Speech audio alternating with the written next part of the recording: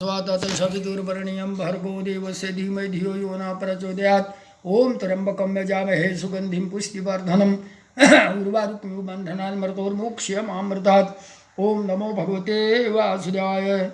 मित्रों, मैं रामोद पांडे शास्त्री आज कुमारी वैष्णवी चैनल से आप लोगों के समक्ष भगवान विष्णु के 8वें अवतार कृष्णा अवतार की व्याख्या प्रस्तुत करने जा रहा हूँ।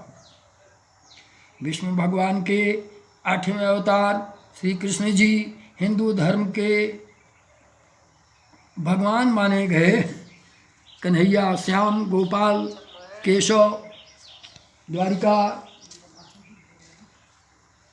द्वारिकाधीश, वासुदेव आदि नामों से आपको जाना जाता है। कृष्ण जी निष्काम कर्मयोगी, आदर्श दार्शनिक, स्थित प्रज्ञ, दैवी संपदाओं में सुसज्जित महान पुरुष थे। उनका जन्म द्वापर युग में हुआ था। उनको इस युग के सर्वश्रेष्ठ पुरुष, युग पुरुष या युगावतार का स्थान दिया गया है।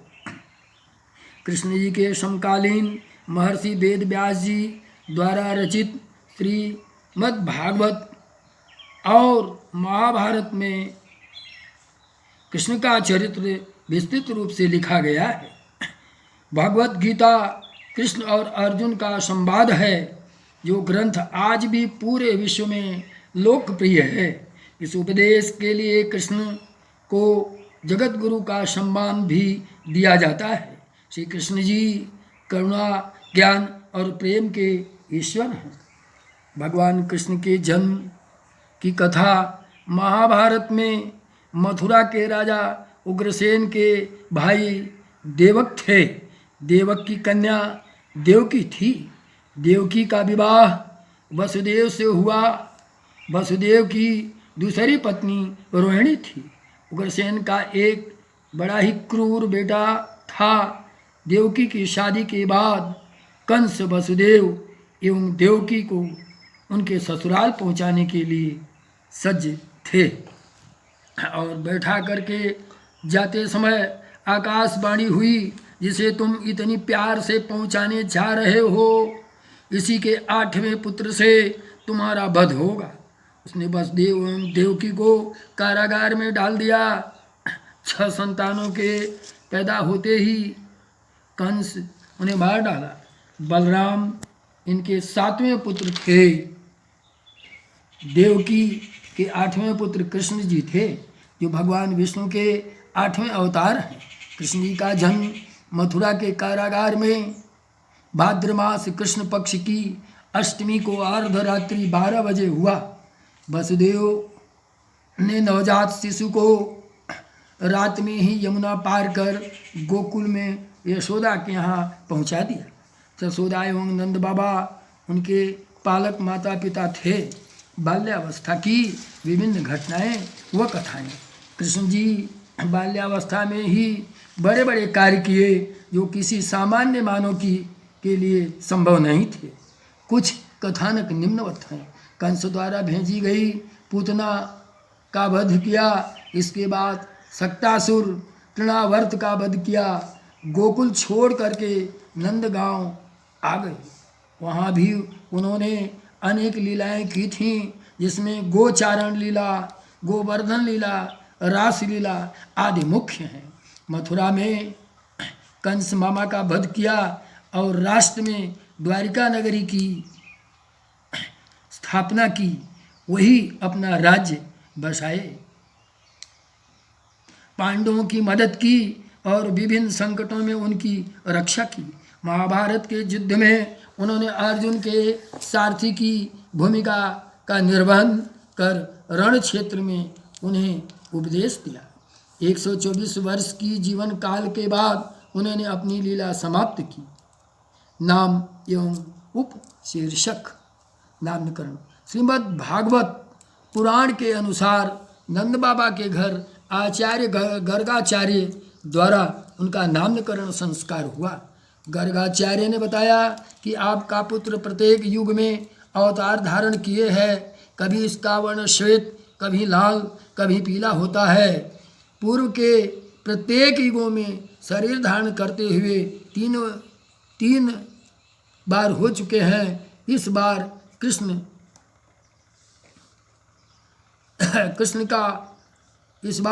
का जो जन्म है और यह कृष्ण वर्ण, इनका नाम कृष्ण चित्रण लिखा जाएगा। अर्थात गर्गाचार्य ने कहा कि श्वेत, लाल और पीत तीनों रंग हो चुके हैं, कृष्ण वर्ण बचा है काला, इसलिए इनका नाम कृष्ण जी रखा जाएगा।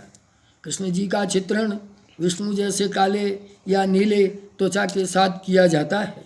कृष्ण जी का चित्रण अक्सर मोर पंख वाले बांसुरी बजाते हुए उनका चित्रण हुआ है।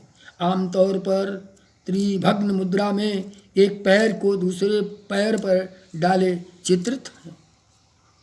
और अगला तीसरे ढंग का चित्र इनका महाभारत के युद्ध में अर्जुन के सारथी के रूप में भी चित्रित हैं।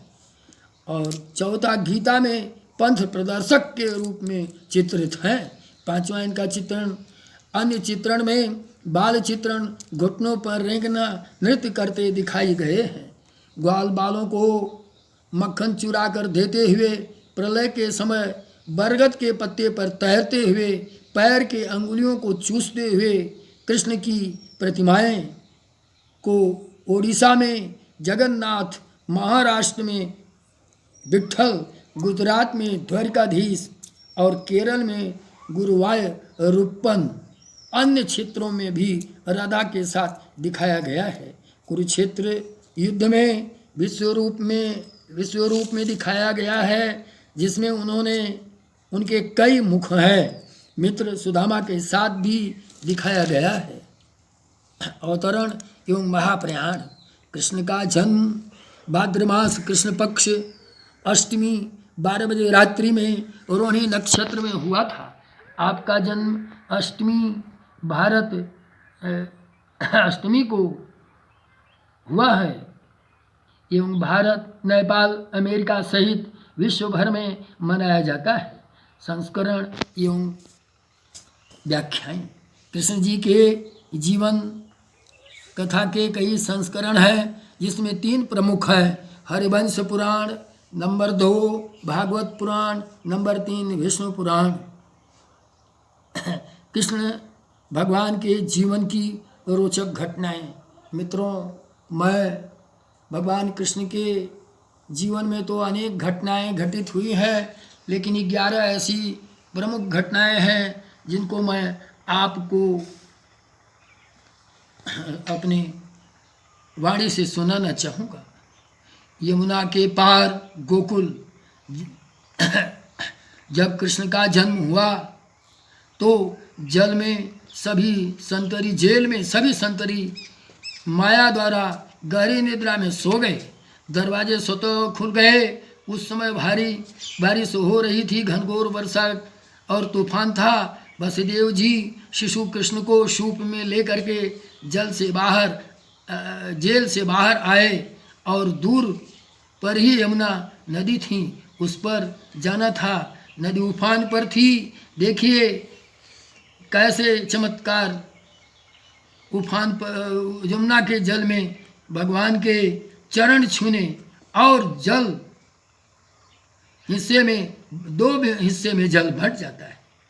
चमत्कार ये होता है कि भगवान को लेकर के वसुदेव ज्यों ही गोकुल की तरफ प्रस्थान करते हैं, नदी के तट पर आते हैं। नदी उफान में बहुत ही तेज बह रही हैं और वहाँ जाते ही जल के 2 भाग हो जाते हैं और उस पार जाने के मार्ग भी बन जाते हैं।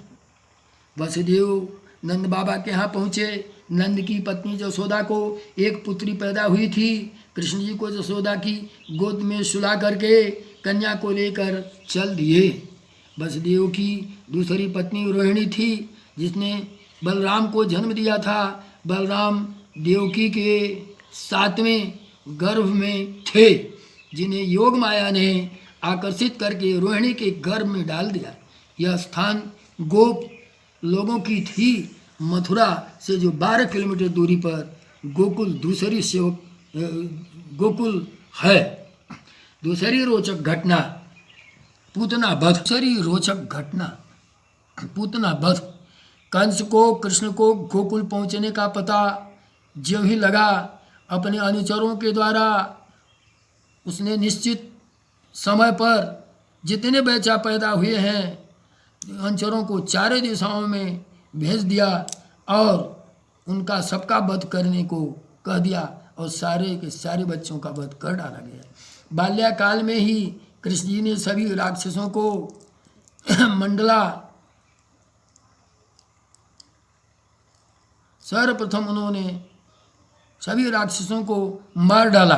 सर्वप्रथम उन्होंने पूतना को, जो कृष्ण जी को अपने स्तन में विष लेप करके आई थी घर से बाहर पिलाने के लिए, और उन्हें घर से बाहर कुछ दूरी पर मार डाला। दूसरा वृंदावन आगमन। कंस के खतरे के कारण ही नंद बाबा ने दोनों भाइयों को वृंदावन लेकर यहाँ कृष्ण जी ने आ गए और यहाँ कृष्ण जी ने कालिया का दमन किया था, कालिया और धनुक का भी वध किया था। कृष्ण जी ने बड़ा नाग का वध, बड़ा होने पर कदम्ब में बलराम के साथ कालिया नाग का वध किया।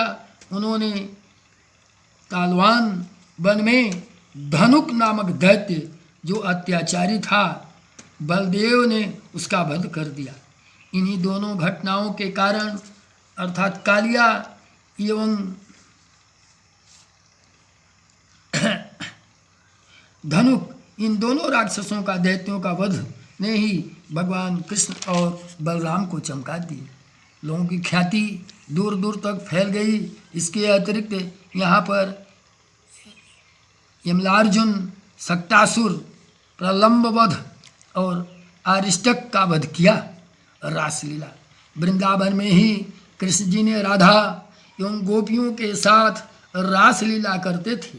कृष्ण जी के शरारत के कारण ही उन्हें बांके बिहारी भी कहा जाता था। गोवर्धन पर्वत। वृंदावन के पास ही गोवर्धन पर्वत है। यहीं पर इंद्र के प्रबल वर्षा प्रकोप से वृंदावन वासियों को भगवान कृष्ण ने बचाया। नंद बाबा इंद्र का उत्सव मनाया करते थे, लेकिन कृष्ण जी ने इसे बंद करके कार्तिक मास में अन्नकूट उत्सव आरंभ कर दिया। कंस का वध।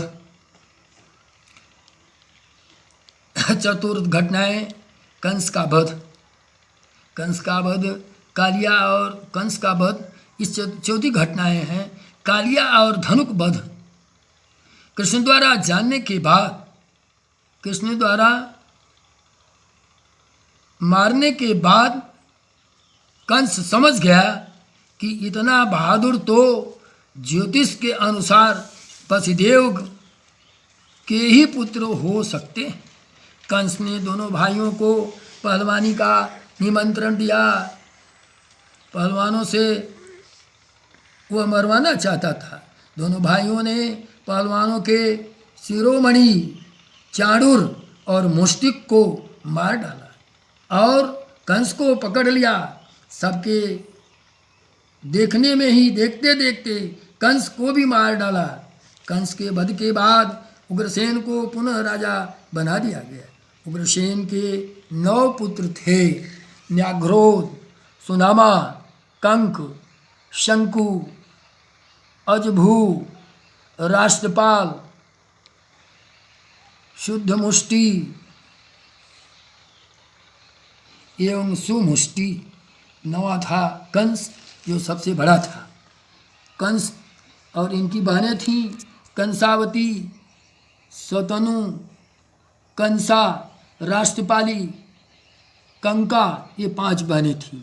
इनके बाद कृष्ण बलराम की शिक्षा की व्यवस्था की गई। इनके भाइयों ने गुरु के आश्रम में कृष्ण एवं बलराम को अस्त्र शस्त्र एवं शास्त्रों की शिक्षा देने हेतु गुरु संदीपनी के आश्रम में भेजा गया। वहाँ दोनों भाइयों ने विधिवत दीक्षा ली, शास्त्रों के साथ धनुर्विद्या में विशेष दीक्षा प्राप्त की। वहीं सुदामा से मुलाकात हुई जो गुरु भाई हुए। गुरु के आश्रम में भी कई घटनाओं से कृष्ण बलराम प्रसिद्ध हो गए। उग्रसेन से उनके ससुर और जरासंध से युद्ध हो चला। जरासंध का आक्रमण, छठी घटना जरासंध का आक्रमण। जरासंध की पुत्री का विवाह कंस से हुआ था। कंस के वध के बाद वह क्रोधित हो बदला लेना चाहता था। जरासंध मथुरा राज्य को लेने के लिए 17 बार आक्रमण किया और असफल रहा। पुनः काल यवन से मिलकर भयंकर आक्रमण किया। कृष्ण को एक दिन का समय देने को कहकर युद्ध के लिए ललकारा। कृष्ण ने कहा, युद्ध में केवल कृष्ण और काल यवन में ही होगा, न कि सेनाओं को व्यर्थ में क्यों परेशान किया जाए। कृष्ण काल यवन में युद्ध हुआ। कृष्ण रणभूमि छोड़कर भाग गए। काल यवन उनका पीछा किया। भागते भागते कृष्ण एक गुफा में चले गए। काल यवन भी उसमें घुस गया।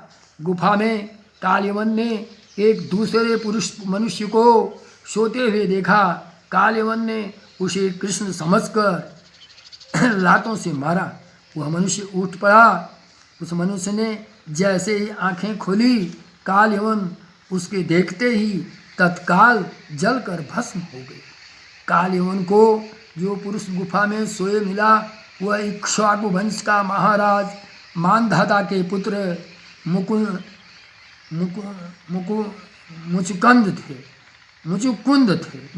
थे, जो तपस्वी एवं प्रतापी थे। मुचुकुंद को वरदान था कि जो भी उन्हें सोते समय उठाएगा, वह उनके देखते ही वो भस्म हो जाएगा। महाभिनिष्क्रमण। काल यवन के जाने पर विदेशों में भी कृष्ण के शत्रु हो गए तथा कृष्ण से अपने 18 कुल को सजातियों को मथुरा छोड़ देने पर राजी कर लिया। मथुरा छोड़कर रैवत पर्वत के समीप कुशस्थलीपुरी द्वारिका में जा से मथुरा पर जरासंध का शासन हो गया। द्वारिका में सातवीं घटना द्वारिका है। द्वारिका में रह करके कृष्ण जी सुखपूर्वक जीवन बिताया। उन्होंने हस्तिनापुर की राजनीति में अपनी गतिविधि बढ़ाई। 8 स्त्रियों से विवाह कर एक नए कुल एवं साम्राज्य की स्थापना की। द्वारिका वैकुंठ के समान थी। 8 पत्नियों में number 1 Rukmini, number 2 Satyabhama, number 3 Jamvanti, number 4 Mitravanda, number 5 Satya, number 6 Lakshmana और 7वां भद्रा, 8वां कालिंदी। ये 8 इनकी पत्नियां थीं। इससे कई पुत्र पुत्रियां पैदा हुए। इसके बाद कृष्ण ने 16,000 स्त्रियों के भौमासुर, नरकासुर जिसका नाम था, से मुक्त कराकर द्वारिका में शरण दी। नरकासुर प्राग ज्योतिषपुर का दैत्यराज था। देवतागण भी इसके अत्याचार से त्राहि कर रहे थे। वह वरुण का छत्र आदि एवं अदिति का कुंडल और देवताओं की मणि छीन करके त्रैलोक के विजयी हो गया था। तीनों लोक पर विजय प्राप्त कर लिया था। पृथ्वी की हजारों सुंदरियों कन्याओं का अपहरण करके बंदी बनाया था, शोषण करता था। मुक्त स्त्रियां कृष्ण की पत्नियां नहीं, अपितु उनकी सखियां एवं शिष्य थीं। यह उसको परास्त करके अब खूब बढ़िया सा अपना इनमें 1000 सुंदरियों को भी अपना शिष्य बना लिया। 8वीं घटना है पांडवों से कृष्ण की मुलाकात। द्रुपद द्वारा आयोजित स्वयंवर में द्रौपदी की शादी थी। वनवास काल में 1 साल बीत गया था। कृष्ण जी उस स्वयंवर में गए, वहाँ पांडव भी थे और वहीं कृष्ण जी से पांडवों की घनिष्ठता बढ़ी। पांडव मत्स्य भेद कर द्रौपदी को प्राप्त किया। अर्जुन की कौशलता से कृष्ण बहुत प्रसन्न हुए। इंद्रप्रस्थ प्राप्त कर जंगल साफ कर पांडव ने बसाया। कृष्ण द्वारिका लौट गए। 9वीं घटना जरासंध का वध। इंद्रप्रस्थ के निर्माण के बाद युधिष्ठिर ने राजसूय यज्ञ का आयोजन किया। कृष्ण ने अत्याचारी राज्यों को नष्ट करने का सुझाव दिया। कृष्ण ने जरासंध का अंत किया। अनेक राज्यों को भी बंदी बना लिया गया। राजसूय यज्ञ में वेदव्यास, भरद्वाज, गौतम, आशित, वशिष्ठ, च्यवन, कांडव, मैत्रेय,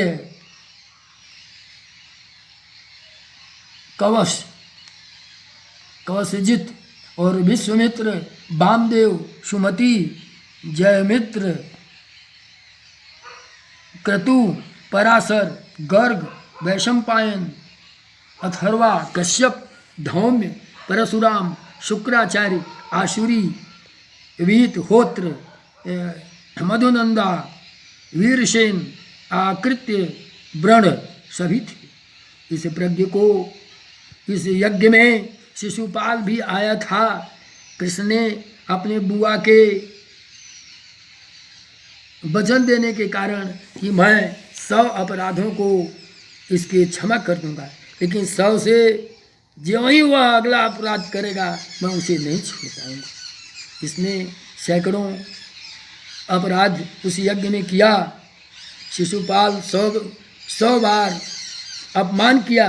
अंत में कृष्ण जी ने शिशुपाल को वहीं वध कर दिया। महाभारत। द्वारिका में रह करके कृष्ण ने धर्म नीति, राजनीति आदि के कई पाठ पढ़ाए। कौरव पांडवों को समझाने के बाद भी युद्ध नहीं रोक सके।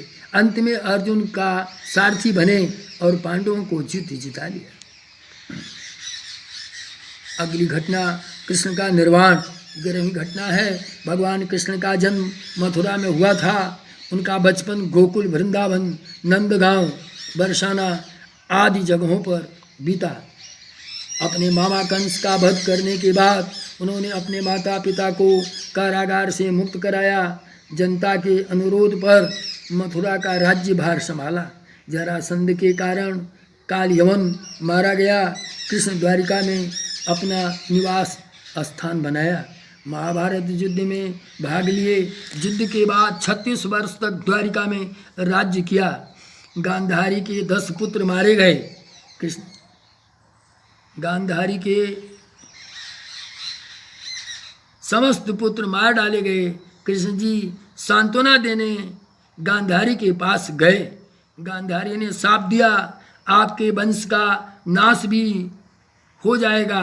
जैसे मेरे वंश का नाश हो गया उसी तरीके से आपके वंश का भी नाश हो जाएगा।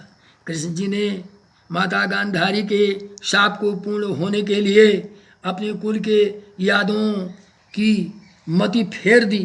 कृष्ण वंश को शाप दिया था। पांडव भी युधिष्ठिर को राज्य सौंप करके जंगल चले गए। सभी यदुवंशी भयभीत हो गए। भय के चलते ही कृष्ण की आज्ञा से सोमनाथ के पास स्थित प्रभास क्षेत्र में आके बस गए।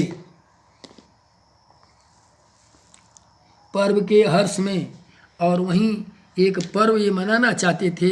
इस पर्व के हर्ष में उन्होंने नशीली मदिरा पी ली। मतवाले होकर के एक दूसरे को मारने लगे। इस प्रकार कृष्ण को छोड़कर कुछ ही लोग बचे थे। एक कथा के अनुसार संजोग से शांब के पेट में निकले एक मुसल थे, जिसको कृष्ण जी के आदेश के अनुसार रगड़ा गया और उसको चूर्ण चूर्ण बना दिया गया। इसी तीर्थ के तट पर फेंक दिया गया। यहाँ झाड़ियाँ उत्पन्न हुई। यादवों ने एक दूसरे को मारना प्रारंभ किया। ऋषियों के साप से, झाड़ियों से अस्त्र शस्त्र निकले। सारे प्रमुख यदुवंशियों का विनाश हो गया। बचे लोग कृष्ण के कहने पर द्वारिका छोड़ दी, हस्तिनापुर की शरण ली। उनके भोज्य गणराज्यों का अंत होते ही कृष्ण की बसाई द्वारिका डूब गई। कुल नाश से व्यथित कृष्ण वहीं रहने लगे। कभी कभी युधिष्ठिर आते थे देह त्याग। एक दिन कृष्ण जी इसी प्रभाव क्षेत्र के वन में योग निद्रा में एक पीपल के पेड़ के नीचे लेटे थे। जरा नामक एक बहेलिया, उसका नाम जरा था, भूलवश उन्हें हिरण समझ करके विष युक्त बाण चला दिया। जो उनके तलवे में लगा उसी को बहाना बनाकर कृष्ण जी देह त्याग दी। महाभारत के युद्ध के बाद 36 वर्ष बाद इसी क्षेत्र में इन्होंने उसी स्थान पर अपना देह त्यागा। अंत में कृष्ण के प्रपौत्र भद्र अथवा भद्रनाथ द्वारिका के यदुवंश के अंतिम शासक हुए। द्वारिका के समुद्र में डूबने पर अर्जुन द्वारिका गए। भद्र तथा शेष बची महिलाओं को हस्तिनापुर ले गए। भद्र को हस्तिनापुर में मथुरा का राजा घोषित कर दिया गया। बद्रनाभ के नाम से ही मथुरा क्षेत्र को ब्रजमंडल कहा जाता है। महाभारत युद्ध में 56 वर्ष के थे भगवान कृष्ण जी। 3112 ईस्वी पूर्व इनका जन्म हुआ। 3020 ईस्वी पूर्व इनकी मृत्यु हुई। इस तरीके से 52 वर्ष तक इन्होंने इस पृथ्वी पर अपना कार्य किया। मित्रों, भगवान कृष्ण जी की लीलाएं और कथाएं इतनी अधिक हैं कि आप उनको कहते कहते हार जाएंगे। सुनने वाले सुनते सुनते थक जाएंगे, लेकिन मन नहीं उछटेगा।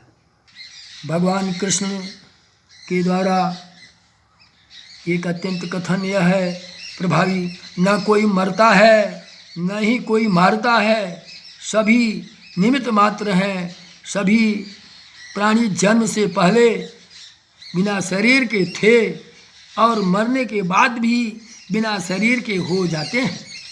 यह तो बीच में ही शरीर वाले देखे जाते हैं।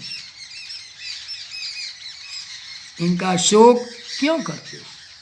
मित्रों, कृष्ण जी ने अपने जीवन में अनेक लीलाएं की हैं और अनेक व्यवस्थाएं की हैं। एक अति रोचक लीला और रही। एक बार उनके गुरु संदीपन जी आए थे। उस समय चूँकि छोटे थे भगवान कृष्ण जी, और माता ने उनको बिस्तरे पर सुला दिया था। इनके गुरुजी, नंद बाबा के गुरुजी को हड़िया में भोजन बनाते हैं ब्राह्मण लोग। तो गुरुदेव ने भोजन बनाया और ठाकुर जी को भोग लगाया। इसके बाद धीरे धीरे बकैयाँ खींचते हुए कृष्ण जी वहाँ पहुँच जाते हैं और गंध से उनका खाना लेके मुंह में डाल देते हैं। माता जसोदा देखती हैं, इनको 2 एक थप्पड़ भी जड़ती हैं। गुरुजी को पुनः दूसरी हंडिया दी जाती है, पुनः यह भोजन बनाते हैं। इस बार कृष्ण जी सोचते हैं कि अगर हम जा करके, वो बुलाएंगे जरूर ठाकुर जी को, और हम जाएंगे तो फिर मार खाएंगे। इससे अच्छा है कि जसोदा मैया गहरी नींद में सो गई। और संदीपन जी भोजन बना करके भोग लगाए ठाकुर जी को। जय ठाकुर जी की। और ठाकुर बाबा का तुतियम वस्त्र गोविंदो लेकर के तुलसी दल उसमें डालते हैं तब तक भगवान कृष्ण जी आ जाते हैं और पकैयाँ खींचते हुए और इनका भोजन ले करके मुंह में डाल देते हैं। इसके बाद ये कहते हैं, अरे भाई ये तो जसोदा का लल्ला बड़ा बदमाश है, मेरा भोजन पुनः जुठार दिया। भगवान कृष्ण ने अपना विशाल रूप दिखाया और वास्तविक रूप देख करके संदीपन गुरु ने हाथ जोड़ा और प्रार्थना किया, प्रभु, और कहे कि आपने जब हमको बुलाया तभी तो हम आए। ये घटनाएं से नंद बाबा एवं उनकी पत्नी को संदीपन जी कहते हैं कि तुम्हारा लल्ला भाई ये मानव नहीं, साक्षात भगवान है, मैंने इसका दर्शन किया है और भोग बुला के लगाया है और भोजन किया है, तुमने इसे मार दिया, अच्छा नहीं। मित्रों, भागवत कथा की अत्यंत महत्वपूर्ण श्लोक है, कृष्णाय वासुदेवाय हरे परमात्मने प्रणत क्लेशनाशाय गोविंदाय नमो नमः। मित्रों, इस श्लोक का अगर आप प्रतिदिन कम से कम 11 बार पाठ करें तो आपका कल्याण होगा और भगवान कृष्ण का 12 अक्षरी मंत्र ओम नमो भगवते वासुदेवाय ज़्यादातर लोग जानते हैं। अति उत्तम मंत्र हमें लगती है कृष्णाय वासुदेवाय हरे परमात्मने प्रणतः क्लेशनाशाय गोविंदाय नमो नमः।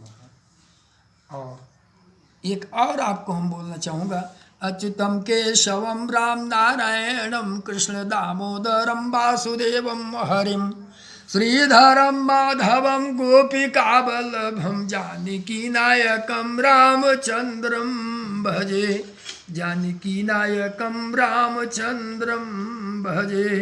मित्रों, मेरे सदस्यों, मेरे YouTube इस कुमारी वैष्णवी चैनल के समस्त सदस्यों का कल्याण करें, साथ ही निश्चित रूप से उन्हें प्रगति के पथ पर तीव्र गति से आगे बढ़ाएं, उनके बाल बच्चे इतनी प्रगति करें जो एवरेस्ट की चोटी पर की ऊंचाई तक पहुँचें। जय माँ जगदम्बा।